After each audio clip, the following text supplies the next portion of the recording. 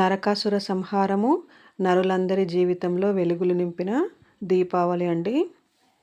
ఈ దీపావళి సందర్భంగా నరకాసురుని వధించి మనందరికీ ఆనందం తెచ్చిన సత్యభామ గారిని గుర్తు చేసుకోవాలండి. చెడుపై మంచి సాధించిన విజయం అండి. ఎప్పుడు చెడుపై మంచి విజయాన్ని సాధిస్తూ ఉంటుందండి. కాబట్టి ఎప్పుడు మంచిగానే ఉందాం. హాయ్ ఫ్రెండ్స్, ఇది దీపావళి పండుగ రోజండి. దీపావళి పండుగ రోజైతే మా ఇద్దరు అమ్మాయిలు ఇలా ఫ్లవర్స్తో అయితే చాలా చక్కగా డెకరేషన్ చేశారండి. వాళ్ళకి ఇలాంటివి చేయడం అంటే చాలా ఇంట్రెస్ట్ అండి. వాళ్ళు ఇంకా దీపావళి పండుగ కదా, ఇంకా చాలా ఇష్టంగా ఉంటుంది పిల్లలకి క్రాకర్స్ అవి కాల్చుకోవడము. అలాగే మా అమ్మాయిలకి ఇలాంటి యాక్టివిటీస్ అంటే కూడా చాలా ఇష్టం అండి.